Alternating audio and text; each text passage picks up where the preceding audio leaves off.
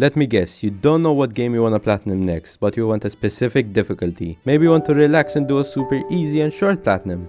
Or maybe you want to torture yourself with a super difficult platinum. Either way, in this video, I'm gonna try to help you pick your next platinum by recommending you a game from every difficulty. The difficulties are all taken from PSN profiles. Starting with our easiest game, Unpacking. Released on May 10 of 2022, this indie puzzle game developed by Witchbeam invites us to do the calming and satisfying task of unpacking boxes and arranging items in various living spaces, reflecting a journey of a young woman's life over the years. I personally played this game myself and I highly recommend it, especially if you just finished a difficult game and need a calm platinum to wind down. The trophy list is as simple as it gets. All you need to do is finish the game normally and after get any trophies you missed via chapter select. Sadly, this game left PS Plus Extra in September of 2024. It has an estimated time of 4 hours. Moving on to our 2 out of 10 difficulty game, Call of the Sea. Call of the Sea is an adventure puzzle game developed by Out of the Blue, which was released on May of 2021. The game is set in the 1930s and follows the story of Nora, who embarks in the South Pacific. The trophy list unfortunately has quite a few collectibles, but it shouldn't take you long since the estimated time for the platinum is 3 hours. This game can be found on the PS Plus Extra. If you don't live under a rock, you must have seen or at least heard of Subnautica. In this game you crash your spaceship on a planet filled with only water and a few islands. Your mission is to build another spaceship and get back to Earth. But be careful though, because there are a few creatures in the water who are trying to eat you. Subnautica has an estimated time of 40 hours, with most of the trophies being story related with only one missable to look out for. If you had a PlayStation during COVID, this game was given to you for free as part of the Stay at Home collection. Deathloop is a first-person shooter immersive sim developed by Arcane Lion and published by Bethesda. Released in September 2021, set in a mysterious island of Black Reef, the game follows Cold Van, an assassin trapped in a time loop who must eliminate 8 targets known as the Visionaries before midnight to break free from the cycle. If he fails to kill all targets in one day, the loop resets, erasing his progress. Each day in Deathloop is divided into 4 segments: morning, noon, afternoon, and evening. We can explore various locations at different times, with each time of the day offering unique events and opportunities. The challenge lies in figuring out the optimal sequence to eliminate all visionaries within a single loop. The trophy list is fairly simple, with most trophies being to eliminate enemies in a particular way. Sadly, there are 2 multiplayer trophies, but they're pretty simple to complete. Deathloop has an estimated time of 20 hours. Dying Light is a first-person survival horror game developed by Techland and released on January 27 of 2015. Set in the fictional zombie-infested city of Haran.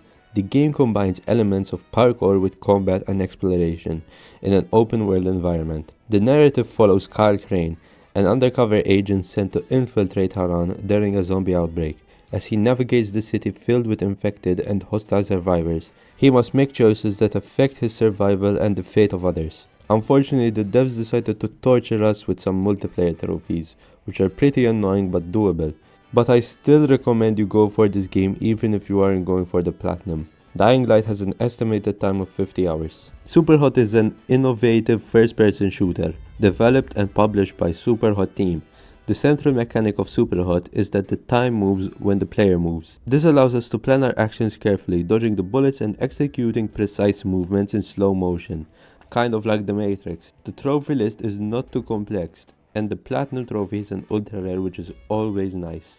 Superhot has an estimated time of 20 hours. Dead Cells is a critically acclaimed roguelike Metroidvania action platformer developed by Motion Twin and released on August 7, 2018.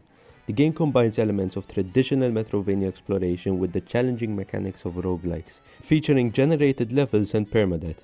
We control a creature known as Prisoner who must navigate a cursed island filled with mutated monsters.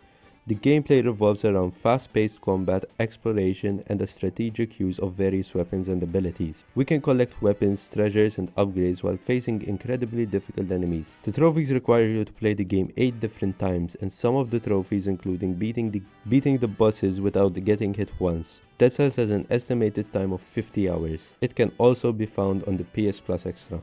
Outlast 2 is a first-person survival horror game, developed by Red Barrels. Released on April 25, 2017, we take on the role of Blake Langerman, A cameraman investigating the murder of a pregnant woman in the Sonoran Desert alongside his wife Lynn. After a helicopter crash separates them, Blake must navigate through a village inhabited by a deranged cult that believes in an impending judgment day. The game unfolds in a nightmarish environment filled with cultish horrors. Most of the trophy list is easy, except 2 trophies which require you to finish the game in the hardest difficulty without reloading the camera. I have a video on this game which I'm not super proud of, but if you're interested you can watch it. Outlast 2 has an estimated time of 20 hours and can be found on PS Plus Extra. Downwell is truly a hidden gem. This game is an action platformer game developed by Mopin, released on PlayStation 4 on May 24, 2016. The game features a unique blend of fast-paced gameplay and roguelike elements, where players control a character descending into a well in search of treasures. Beating the game on normal difficulty is already a challenge, because if you lose all your life, you have to reset to the beginning of the game, which is why beating the final boss on normal is already an ultra rare. The trophy list is a challenge, with the hardest trophies being to beat the game on hard difficulty. Downwell has an estimated time of 20 hours, with the game being $5 and $1 single when it's on sale, which most of the time it is. Moving on to our hardest game of this list, Wolfenstein 2. This game was truly a fun experience for me. Matter of fact, I had so much fun doing this game that I plan to platinum and 100% it again on the German version. Anyway, the new Colossus is a first-person shooter developed by Machine Games and published by Bethesda Softworks, released on October 27, 2017.